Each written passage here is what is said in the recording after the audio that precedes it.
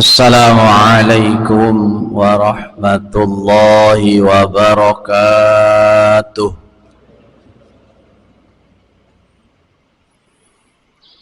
Alhamdulillahilladzi jalla wa ala wa nashkuruhu syukra man ufiya minal bala. Ashhadu an la ilaha illallah wahdahu la syarika lahu fala mumathila wa ashhadu anna sayyidana Muhammadan nabiyyan wa rasula. Allahumma salli wa sallim wa barik ala sayyidina wa habibina wa syafi'ina wa maulana Muhammad sallallahu alaihi wasallam wa ala alihi wa ashabihi wa man tabi'a huda. Qala Allah ta'ala fi kitabihil karim wa huwa asdaqul qailin. A'udzu billahi minasy syaithanir rajim. Bismillahirrahmanirrahim. Ya ayyuhalladzina amanu kutiba alaikumus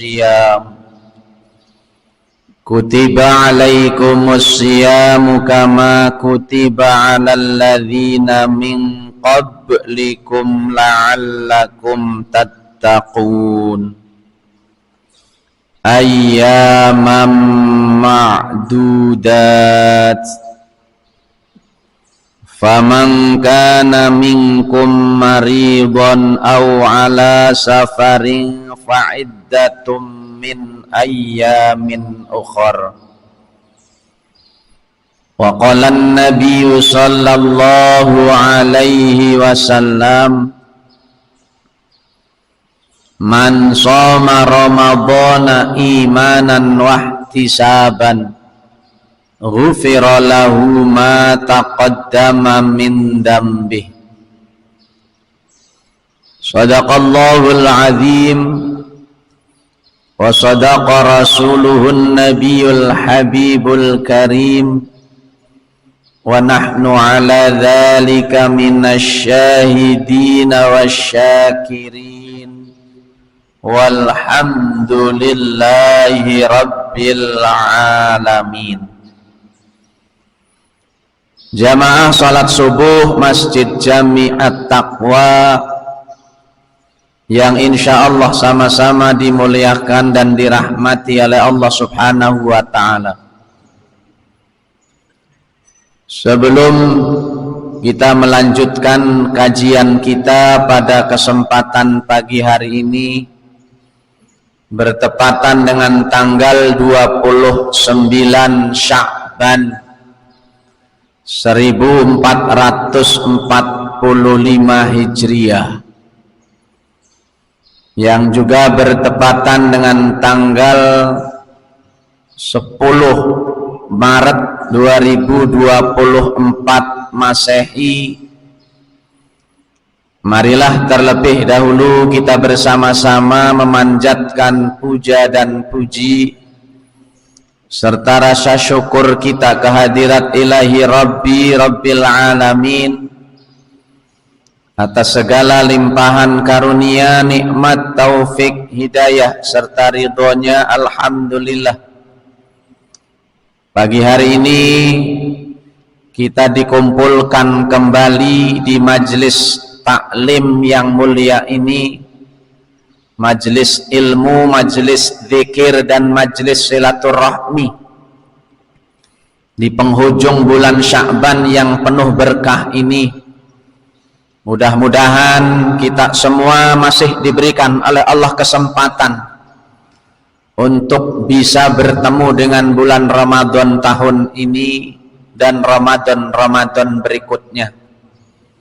dengan harapan mudah-mudahan Ramadan tahun ini adalah Ramadan yang terbaik bagi kita semua daripada Ramadan-Ramadan sebelumnya, dan mudah-mudahan kita bisa menggapai dan meraih segala keberkahan, rahmat dan ampunan yang ada di bulan Ramadan tahun ini, sehingga sekeluarnya kita dari Ramadan nanti betul-betul kita sesuai dengan apa yang diharapkan oleh Allah Subhanahu wa ta'ala, yaitu agar kita semua menjadi orang-orang yang bertakwa. Amin ya rabbal alamin. Salawat teriring salam marilah sama-sama kita sampaikan kepada uswah kita, junjungan kita, yaitu baginda Rasulullah sallallahu alaihi wasallam. Berikut para keluarga, para sahabat, para pengikut dan juga umatnya ila yaumil qiyamah. Jamaah Masjid Jami'at Taqwa yang dirahmati oleh Allah Subhanahu wa ta'ala, insyaallah sore nanti pemerintah kita yang dalam hal ini tentu diketuai oleh Kementerian Agama akan mengadakan sidang isbat rutinitas tahunan untuk menetapkan 1 Ramadan. Walaupun Muhammadiyah melalui majelis tarjihnya sudah menetapkan besok Senin mereka berpuasa, namun ternyata dalam hisab ini masih ada perbedaan, karena memang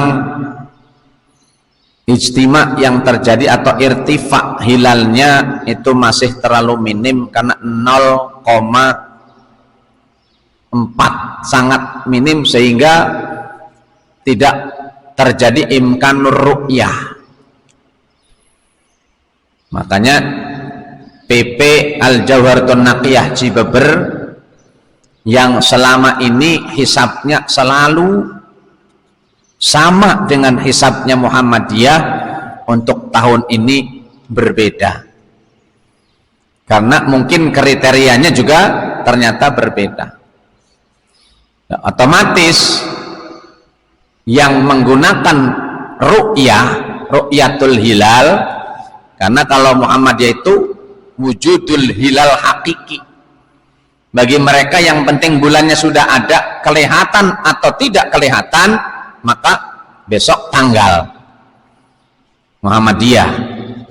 Tapi kalau ru'yatul hilal yang ditetapkan oleh pemerintah, apalagi kriteria yang berdasarkan MABIM, kesepakatan negara Asia, Malaysia, Brunei, dan ya Indonesia dan Filipina, itu menetapkan tinggi bulan harus di atas 3 derajat.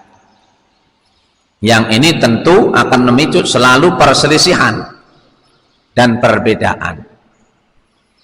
Ya, maka kemungkinan besar puasa tahun ini antara Muhammadiyah, NU dan pemerintah itu berbeda. Tapi alhamdulillahnya tahun ini Cibeber, ya dalam hal ini Cilegon, itu bersamaan dengan pemerintah, karena bulannya tidak memungkinkan untuk dilihat, maka Sya'bannya besok masih tanggal 30 Senin itu. Berarti kita semua malam Selasa, malam terakhir pertama Selasa itu puasa kita yang pertama. Maka Muhammadiyah mengusulkan kalau begitu untuk isbat penetapan Idul Fitri mendingan ditiadakan. Ya, kalau saya orang awam juga setuju sebetulnya, karena memang buang-buang biaya doang itu.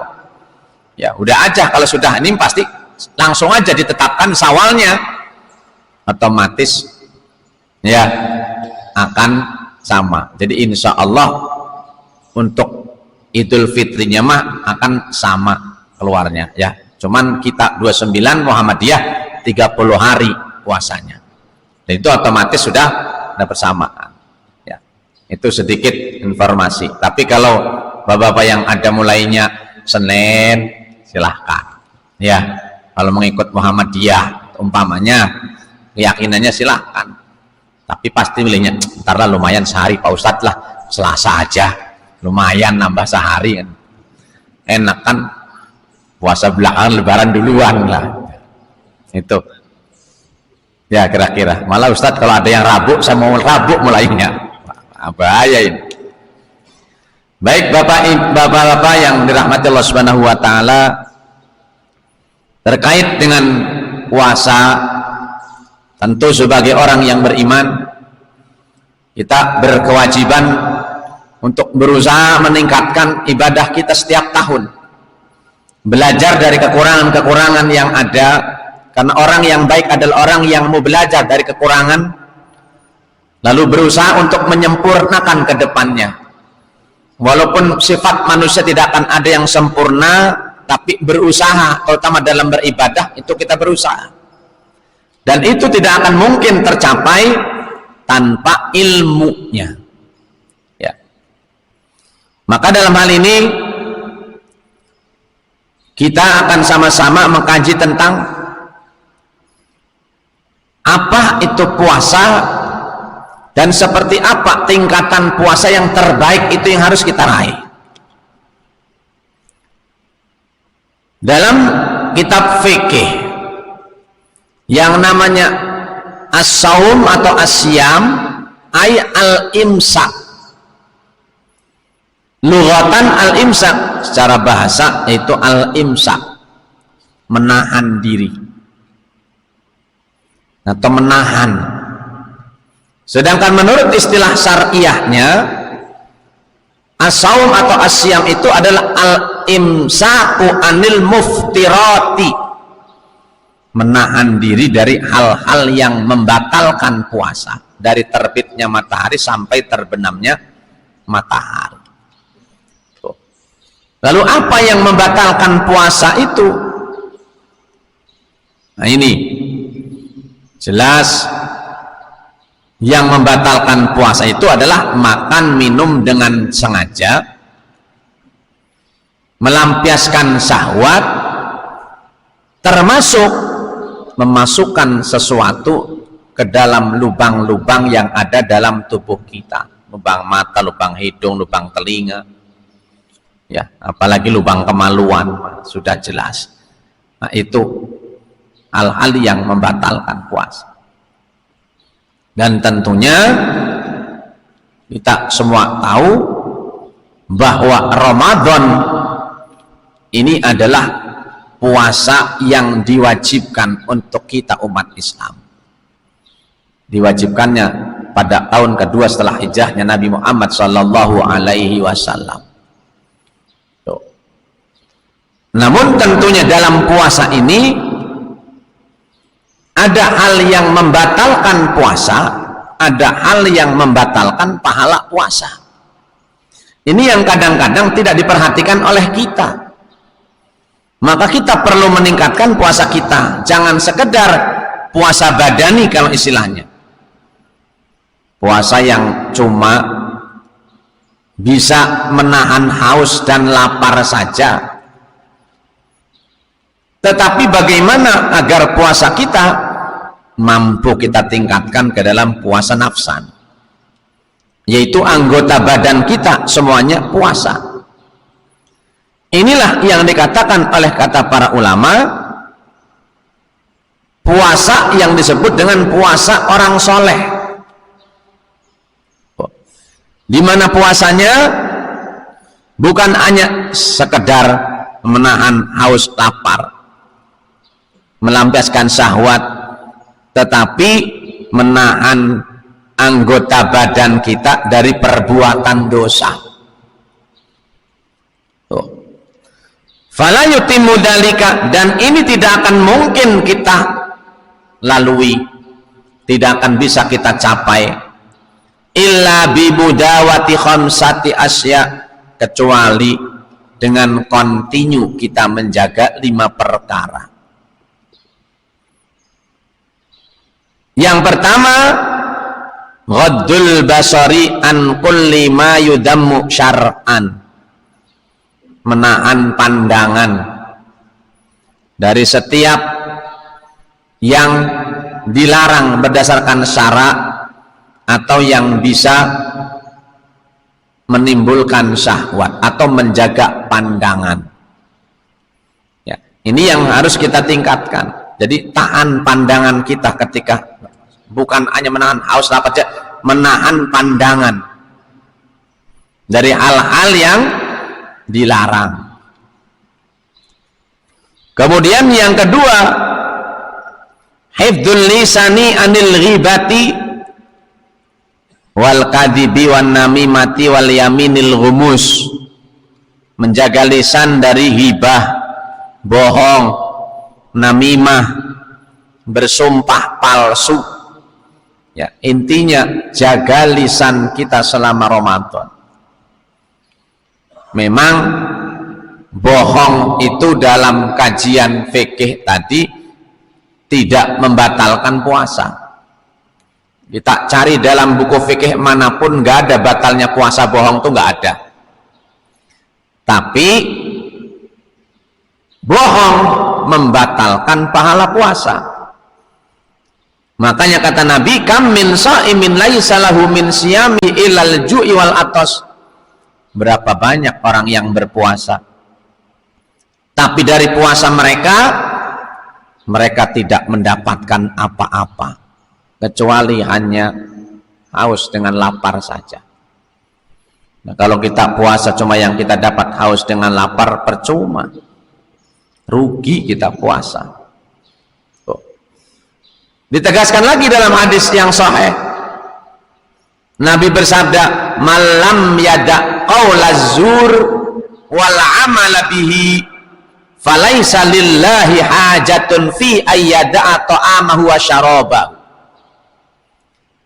Siapa yang belum bisa meninggalkan ucapan-ucapan yang buruk, termasuk namimah, mengadu domba, yaminul ghumus, bersumpah palsu atau bersaksi palsu,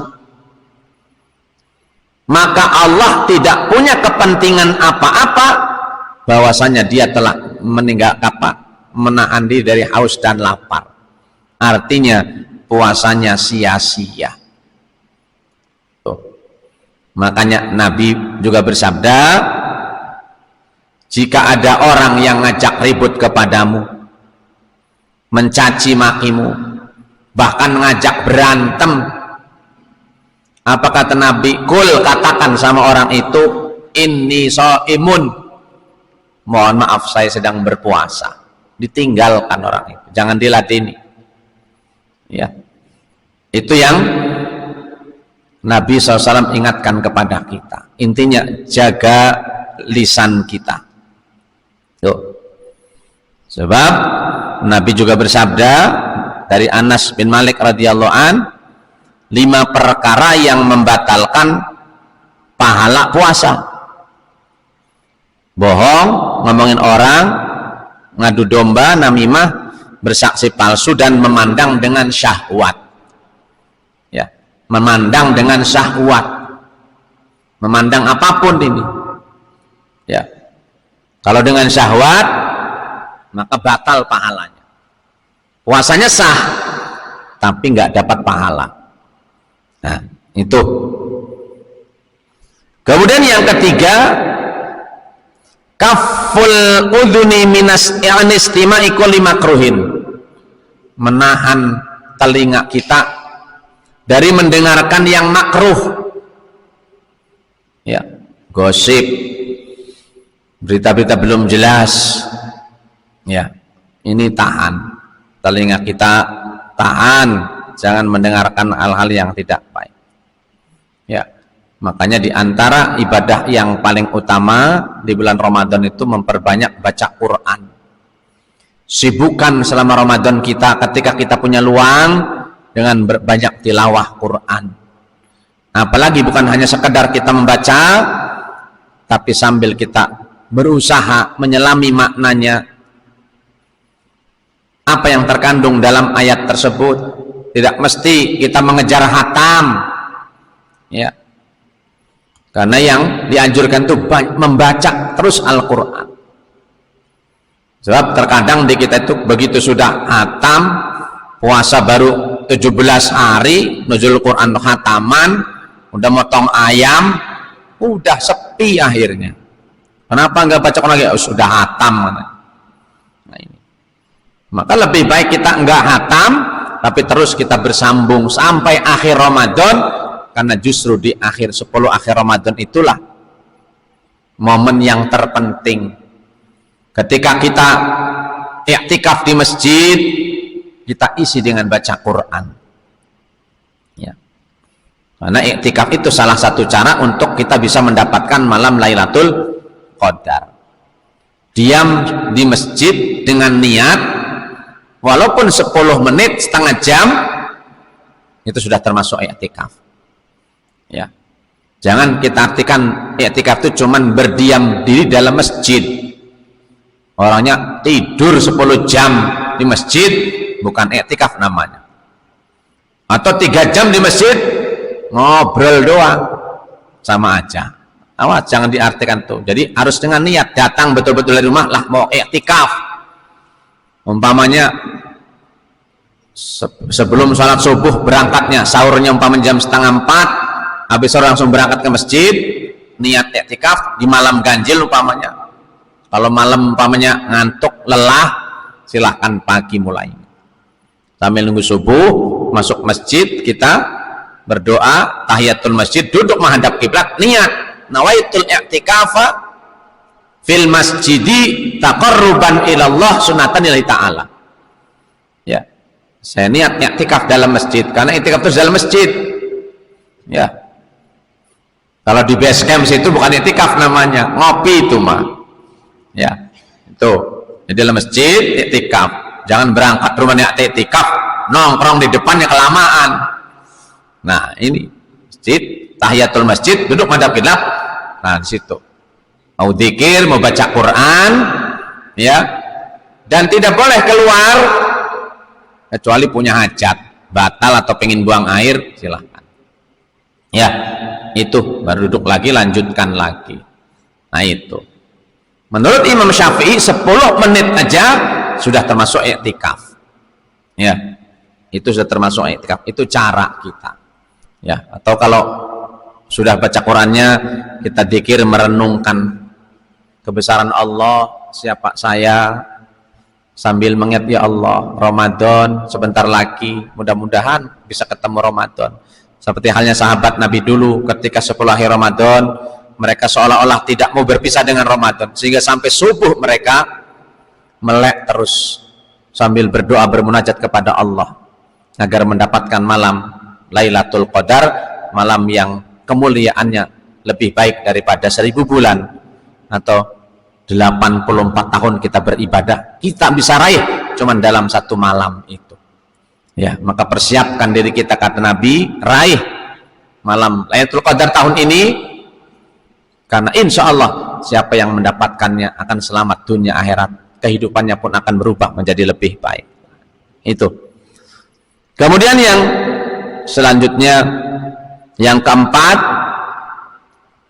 kaffu jami'il a'dha'i 'anil makarih, menahan diri dari seluruh anggota badannya dari perbuatan yang haram atau yang makruh, terutama menahan perut dari yang syubhat waktu buka puasa. Nah, dari yang syubhat waktu buka puasa. Buka puasa di masjid, ada makanan sepiring, ini punya siapa, ini punya siapa, ini main sikat aja lah, itu syubhat, kan belum jelas. Ya.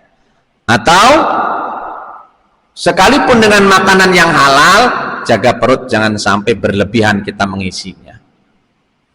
Karena kata Nabi dalam hadis, ma min wi'a'i abghadi ilallahi min batni mala'in minal halal.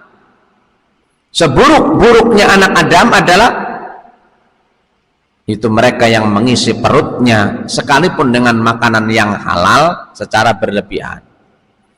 Sebab tubuh kita ini terdiri dari, perut kita terdiri dari 3 bagian, sepertiga makanan, sepertiga minuman, sepertiganya untuk pernafasan. Kalau semua diisi minuman, napasnya juga susah. Ya. Puasa pertama cuaca panas, buih beneran. Kelapa muda 3 gelas. sirup marjan segelas, dawet ayu segelas, es kuwet segelas. Beneran. Akhirnya mau napas susah, ngap. Mau terawih berat perutnya. Suaranya blok kebanyakan air. Nah ini yang harus kita antisipasi. Ya. Yang sunnahnya Nabi, air putih atau teh hangat, kurma 1 atau 3 butir. Nah itu sunnahnya Nabi. Ya. Kemudian Nabi juga seingatan tadi, la makna lisaumi anit ta'amil halal sumal iftari ala haram famasalhu kaman bana qason wa hadam asron.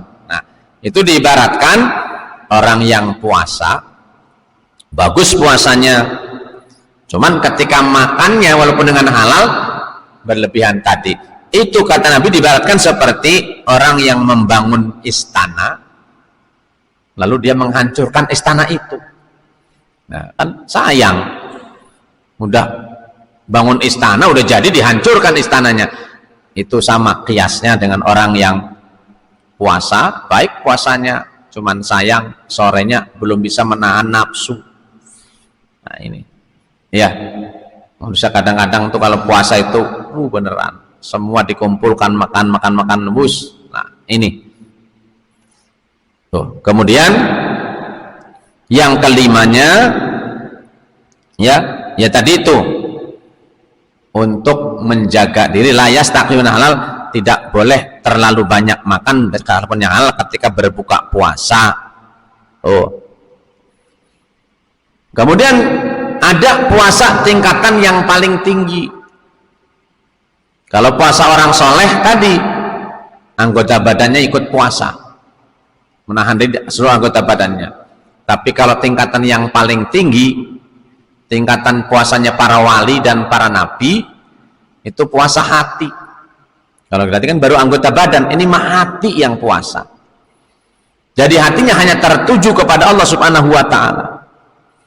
Ya, tidak memikirkan urusan dunia. Tuh. Anil hamamid dunyawiyah wal afkar dunyawiyah. Tidak memikirkan kedunyawiyahan. Waqafu amma siwallah bil kulliyah, dan menahan diri dari selain Allah totalitas, hanya Allah. Tuh. Sebab menurut tingkatan ini, faidah tafakkar hadasaim fi ma siwallah, apabila dalam puasanya masih memikirkan selain Allah, ya, maka dikatakan batal puasanya. Ya. Kalau masih mikirin dunia, kalau tingkatan hati, apalagi mikirin makanan, ya, ini menurut tingkatan ini bisa dikatakan puasanya rusak, bisa batal, ya, itu karena memang puasa hati ini hanya selalu ibadah yang dipingin Allah Subhanahu wa ta'ala, merindukan surganya Allah Subhanahu wa ta'ala. Itu. Oleh karena itu, bagi kita ketika sudah mengetahui ilmunya ini, maka kita terus berusaha, ya, karena ibadah puasa ini memang ibadah yang bisa dikatakan rahasia, ya, ikhlasnya itu betul-betul. Makanya Allah tuh paling senang dengan ibadah puasa, sampai kata Allah dalam hadis qudsi, kullu amal ibni adam lahu, semua amal anak Adam itu untuknya. 10, 100, bahkan 700 Allah berikan pahalanya. Illa saum, kecuali puasa. Fa innahu li, sesungguhnya ibadah puasa itu ibadah khusus untukku, spesial untuk Allah. Wa ana ajzi bihi, dan aku yang membalasnya langsung. Tuh. Jadi hakikatnya puasa itu rahasia Allah, karena yang tahu kita puasa atau tidak juga Allah. Kalau orang mah percaya semualah, kalau saya puasa pasti, kita puasa pasti, tapi orang nggak tahu. Kalau kita siang hari waktu wudhu kumur-kumur 3 kali kita telan semuanya, nggak ada yang tahu. Atau siang hari Orang semua tidur, kita masuk kamar, kunci kamarnya, makan sepiring, nggak ada yang tahu. Ya, hanya Allah yang mengetahui seperti itu. Ya, maka pantas tujuan Allah wajibkan puasa dalam Al-Baqarah 183 itu la'allakum tattaqun, agar dengan puasa kita menjadi orang yang bertakwa. Tuh. Oleh karena itu, mari kita berupaya terus agar kita bisa meraih kesempurnaan puasa kita dengan kita meningkatkan ilmu kita tadi. Tuh. Kemudian para ulama memang berbeda pendapat tentang firman Allah dalam hadis qudsi, ya, yaitu as-shaumu li wa ana ajibihi ma'anal a'mala kullaha lahu wa huwa alladhi yajibiha.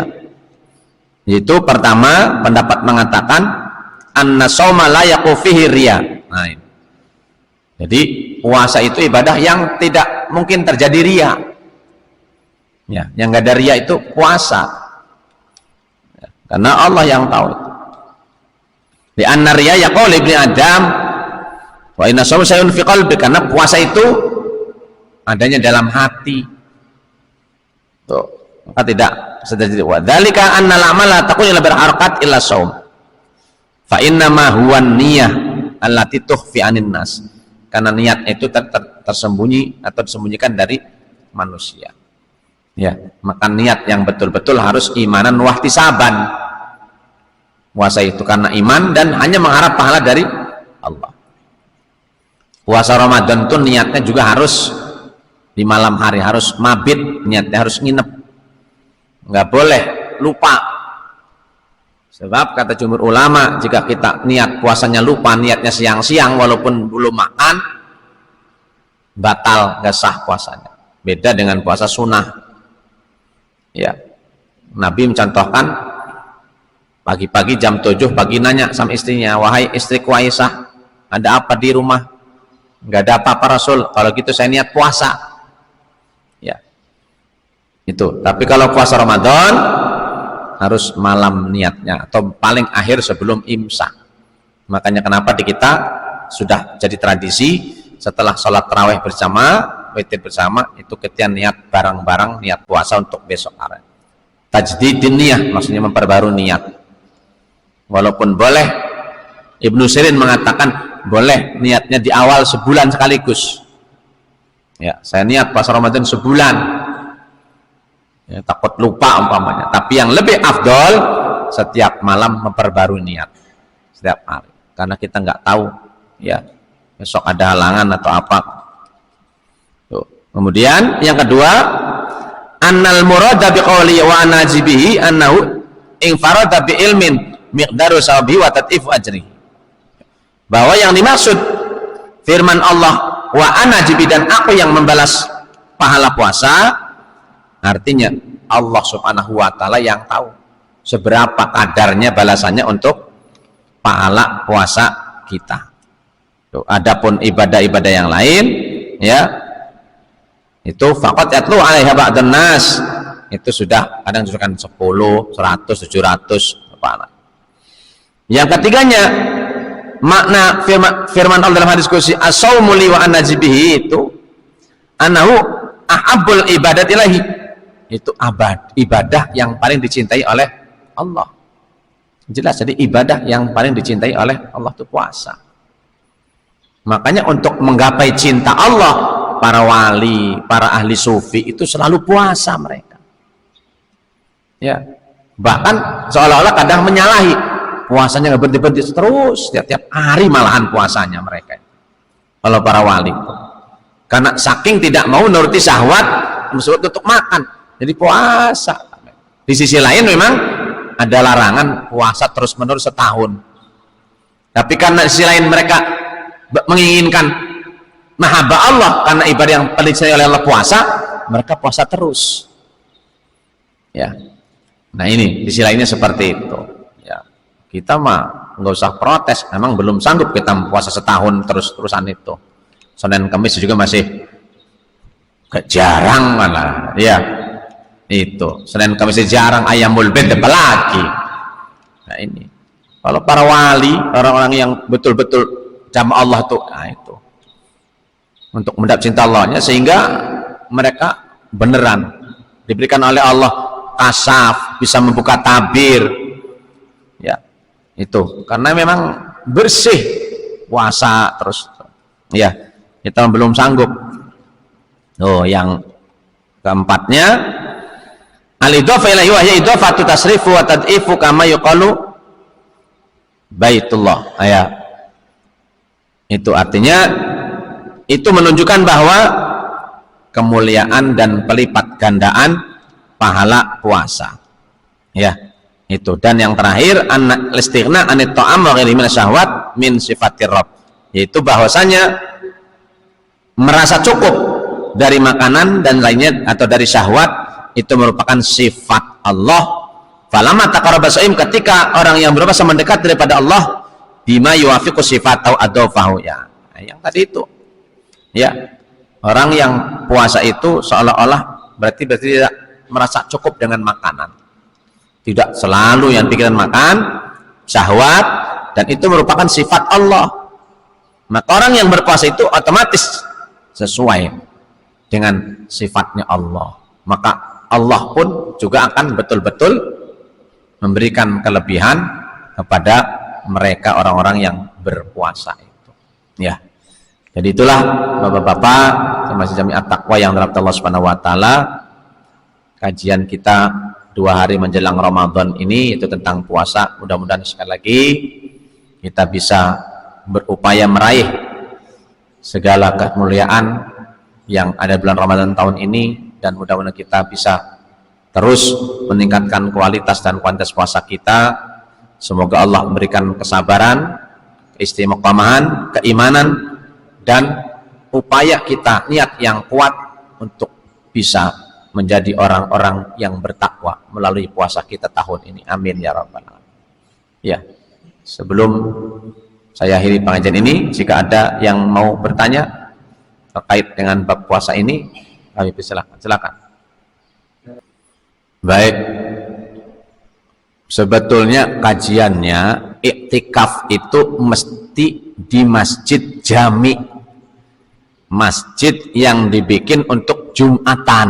Nah, ini yang dikaji istilah para ulama seperti itu. Artinya kalau musola masjid kecil biasa sholat itu tidak bisa untuk iktikaf. Ya, jadi harus masjid jami. Kalau at-taqwa ini sudah jami, namanya juga jami at-taqwa. Biasa untuk Jumatan, biasa untuk kumpul pengajian. Kalau masjid yang kayak yang dibikin instansi itu kadang-kadang memang buat Jumatan, cuman ketika orang kerja doang di pabrik, kalau libur nggak ada orang sholat di situ kan. Nah, itu dikatakan tidak bisa untuk jamet. Sebetulnya mau yang dibikin instansi pemerintahan atau apa, cuman karena biasanya kalau masjid dibikin untuk pemerintahan begitu mah, walaupun masjid ketika ini kan nggak ada orang ketika libur kan begitu, ya akhirnya Jumat juga pas libur nggak dipakai. Kalau ketemu Jumat tanggal merah umpamanya masjid pemerintah nggak dipakai. Kalau ini kan pasti, dan itu kadang nggak dibikin sholat, sebab kalau masjid ini nih satu waktu nggak ada orang sholat, dosa semua orang PCI ini, blok ini. Ya, jadi walaupun subuh umpamanya ada 5 orang, yang penting masih untuk berjamaah lah, itulah. Jadi itu maksudnya yang seperti itu mungkin ke arahnya situ. Tapi kalau ada masjid yang pernah nggak dibikin sholat berjamaah, nah ini bahaya, karena semuanya berdosa. Bikin masjid nggak dibikin sholat berjamaah, kecuali mushola pribadi, ya bikin sendiri, umpamanya itu kita di rumah, lah itu kan beda. Maka nggak perlu untuk iktikaf. Ya itu. Jadi harus di masjid jami. Makanya kalau orang Arab, makanya kan di Mekah, Madinah, itu lebih berlebih, bahkan biayanya mahal. Kalau untuk 10 hari Ramadan itu umroh Lailatul Qadar namanya, mahal itu biayanya juga beda, karena ya bukan jami lagi kalau di Mekah itu, bahkan nggak pernah berhenti 24 jam orang tawaf, artinya nggak pernah kosong. Kalau di Atwa kan masih kosong jam 11 malam sampai jam 3 nggak ada orang kan gitu. Kalau Masjid Nabawi, Masjidil Haram nggak pernah kosong, itu ramenya itu terus-terusan. Nah itu makanya lebih utama untuk iktikaf. Nah, seperti itu. Ya, itu. Jadi walaupun yang bikin mau pemerintah mau siapa sebenarnya nggak jadi masalah. Ya, itu. Cuman mungkin pendapat itu mengatakan kalau pemerintah itu mungkin ada dana-dana yang kurang begitu, sehingga nggak mesti itu mah. Karena itu mau urusan yang bikin. Adapun kita mah iktikaf tujuannya di masjid yang jami. Itu. Yang kedua hukum salat taraweh. Ya, salat taraweh itu hukumnya sunnah dan termasuk terhadap qiyamul lail, salat malam, karena memang boleh dilakukannya malam. Batas waktunya juga sama seperti salat tahajud. Makanya Siti Aisyah dulu meriwayatkan terkait dengan taraweh ini, kata Siti Aisyah, aku tidak pernah melihat Rasulullah melaksanakan salat qiyamul lail baik di bulan Ramadan maupun di luar bulan Ramadan kecuali 11 rakaat. Ya. Taraweh 8, salat tahajud 8, sunah 8, witirnya 3. Itu hadisnya di bulan Ramadan dan di luar Ramadan. Berarti kan kalau di luar Ramadan kan nggak mungkin dinamakan taraweh. Tuh. Berarti yang taraweh 11 rakaat itu bisa dikatakan kalau dari sini bukan taraweh, itu mah tahajudnya Nabi. Tuh. Taraweh itu makanya di Mekah juga di Madinah sama 20 rakaat. Tuh. Memang awalnya dulu Nabi di bulan Ramadan itu setiap malam sholat, jamaah itu ngikut di belakang sampai 5 malam. Malam ke-6 Nabi menghilang, sahabat udah nunggu-nunggu tuh mau ikut sholat sama Nabi. Nabi katanya nggak keluar. Akhirnya pagi-pagi sahabat bertanya, Tuhan Rasul, kami masih malam nunggu-nunggu.